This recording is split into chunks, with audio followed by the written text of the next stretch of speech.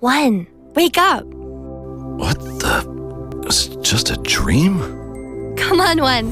This isn't the time to keep dreaming. We finally become software. Oh, yeah, that's right. We're gonna move the world autonomously so that people can do so much more while moving. Definitely.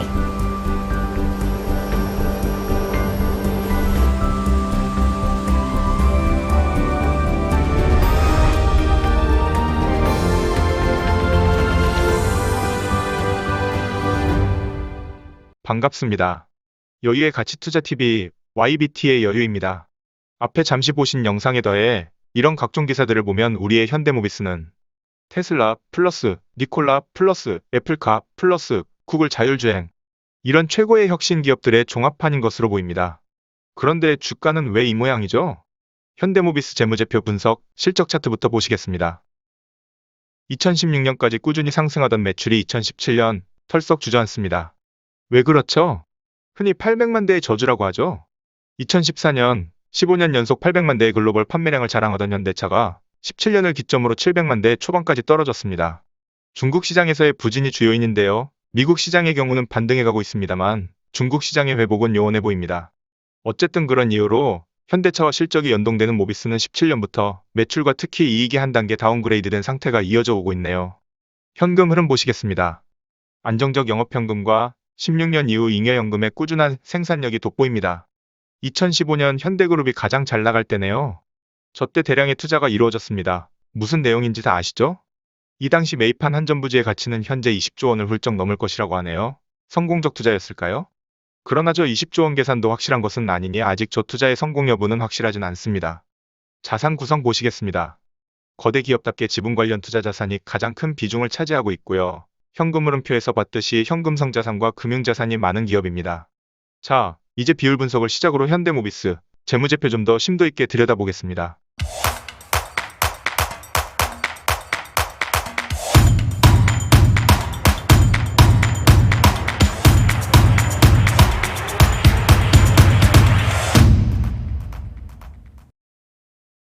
작년 최근 10년 내 가장 큰 매출액 상승을 일구어냈습니다.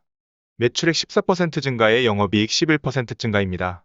일견 나쁘지 않은 실적으로 보입니다만 현대차와 비교해보면 저 11% 증가의 영업이익은 너무나도 초라합니다. 현대차는 13%의 매출액 증가에 영업이익이 무려 180%의 급증입니다. 모비스는 왜 그럴까요? 우선 물류비가 상승했고 외환환산 손실 등이 컸던 모양입니다. 여기에 미래성장 동력인 전동화의 투자 부담이 지속되고 있습니다. 원재료비와 물류비 상승에 따른 가격 전가와 물량 회복이 손익 회복의 핵심이라고 하네요. 첫 부분 실적 차트에서 보듯이 17년 이익의 급락은 중국 시장에서의 판매량 급락 때문이었죠. 모비스는 현대차보다는 물량에 좀 더 영향을 받는 것으로 보입니다. 비율 분석 수익성 살펴보겠습니다. ROE 6.9%로 지속적 하락세에서 벗어나는 모습입니다. 하지만 아직 이 정도의 ROE로 모비스의 옛 영광을 찾기는 어려워 보이고요. 특히 문제가 되는 것은 이 마진율입니다. 점점 하락하고 있습니다. 작년 영업이익 마진율이 5%를 붕괴했습니다. 다 아시는 바와 같이 현대모비스는 크게 자동차 모듈 및 부품 제조 사업부와 AS 부품 사업부 두 가지로 나눌 수 있죠. 이 모듈 사업부에 신성장 동력인 전동화 관련 사업이 포함되어 있는데요. 이 전동화 사업의 실적을 보면 매출은 큰 폭 성장하고 있습니다만 이익은 지속 적자를 나타내고 있습니다. 이에 따라 매출의 80%를 차지하는 모듈 사업부의 이익은 거의 없다시피 하고요. 매출의 20%를 차지하는 AS 사업부가 홀로 모비스의 이익을 책임지고 있는 형국입니다.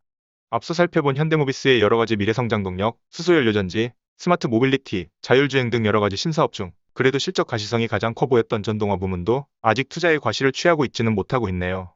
비용 분석 살펴보겠습니다. B2C 기업이 아닌 관계로 판관비의 비중이 크지는 않습니다. 그런데 그 판관비가 문제입니다. 매출원가는 매출액과 자연스레 동행하고 있는데 판관비는 지속 상승하고 있습니다.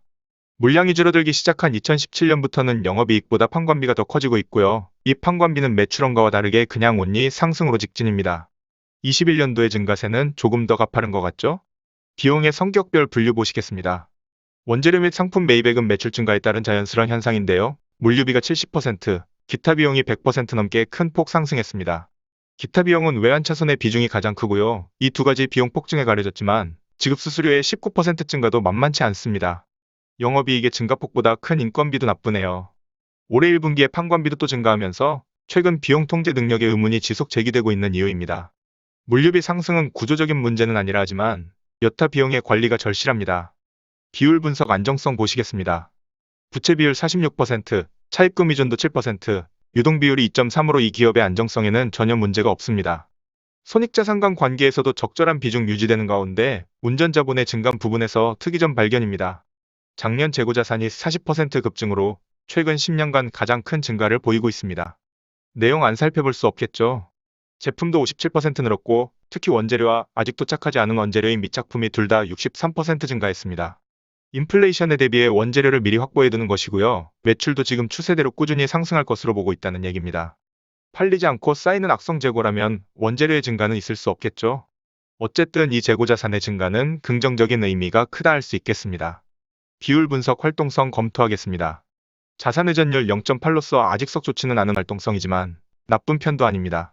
오랜 하락세에서 서서히 상승 전환하려는 움직임 보이고요.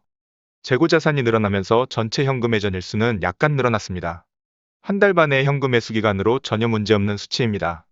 매출액 대비 현금을 10% 정도 보유하면서 적정한 현금 보유 수준 보여주고 있네요. 기업의 도산 위험을 측정하는 G스코어 체크하겠습니다. 2.92의 점수로 아주 안전하지는 않지만 그래도 큰 문제는 없어 보이는 점수가 나왔습니다. 시총이 낮아서 그런 것 같은데요. 얼마나 낮은 시총인지, 얼마나 저평가인지 가치지표 살펴보겠습니다. PBR이 상상 이상으로 낮은 값을 보여주고 있습니다. 그래도 우리나라를 대표하는 기업인데 자산가치에 반밖에 평가받지 못하고 있네요. 여타의 가치지표도 현재 자동차 업종 전반이 저평가를 받고 있기 때문에 업종 중앙값 대비해서는 약간 높은 것으로 나오지만 시장 중앙값 대비해서는 저평가입니다. 영업현금 흐름에선 약간의 고평가로 나오네요. 전반적으로 현대모비스, 그 이름값에 걸맞지 않는 저평가인 것으로 보이고요. 이제 배당을 살펴보겠습니다. 저평가의 원인이 이 배당에 있는지 어쩐지요. 주당 배당금 4,000원으로 1% 중반대의 수익률을 배당으로 주고 있습니다. 좀 박하다는 느낌 지울 수 없죠? 새로운 주주환원 정책이 올해 2월 발표되었다고 하는데 지금까지 해오던 것과 비슷할 것 같습니다. 배당 정책을 변경했다고는 하는데 향후 3년간 전동화, 반도체, 자율주행 등의 미래성장 동력에 7, 8조 원을 투자할 예정이라서 어떤 드라마틱한 배당의 증가는 기대하기 어렵지 않을까 싶네요. 자, 이제 현대모비스 저평가받고 있다는 것은 아마 대부분의 투자자분들이 알고 계실 것이고 얼마나 저평가되었는지 같이 산정을 해보겠습니다. 우선 장부상 이익을 베이스로 하는 에스림입니다. 최근 가중 평균 ROE 6.7%로 평가한 가치 산정에서 적정가 27만원 정도로 현재가 대비 30% 이상의 상승 여력을 보유하고 있습니다. 이제 다른 각도로 현금 흐름을 기준한 DCF 분석 이어서 보시겠습니다. 우선 최근 6년간 이 기업의 잉여연금 흐름 생산 안정성은 상장기업 35위로 상위 1.5% 안에 들어가는 탁월한 수준입니다. 이 우수한 잉여연금 흐름으로 평가한 적정가는 28만원 정도로 현재가 대비 대략 40%의 상승 여력이 있네요. 장부상 이익 평가와 비슷한 수준으로 나왔습니다. 현대모비스가 왜 이런 저평가를 받고 있는지는 다 아시는 바죠? 현대차 그룹의 지배구조 정점에 현대모비스가 있습니다. 정의선이 최대한 많은 지분을 확보해야 하는 모비스의 가치가 벌써 올라가 버리면 곤란하겠죠. 이런저런 이유로 글로벌 다른 피어그룹 대비해서도 현대모비스의 주가는 저평가되어 있습니다. 마그마나 보고언어, 헬라 등의 PER은 그래도 대략 10 초중반대는 되는데 우리 모비스의 퍼는 현 시점 9도 채 안 되고 있죠? 재무제표 분석은 여기까지입니다. 아웃라인 보면서 정리하겠습니다. 현대모비스 시총 19조 4천억의 코스피 운수장비 업종에 속한 대기업입니다. PBR 0.5, PER 8.2로 저평가 상태에 있고요. ROE는 7% 정도입니다. 두 가지 가치평가에서 대략 현 주가 대비 40% 정도의 괴리율을 보이고 있는 저평가 상태입니다. 지속 낮아지는 주가에 배당 수익률도 거의 2%까지 올라왔네요. 퀀트 지표에서도 전반적으로 상장기업 상위 15% 이내에 들어가는 저평가입니다. 자, 이제 로그로 보는 장기 월봉 차트 또 안 볼 수 없겠죠? 2012년 이후 지속 하락세의 주가입니다.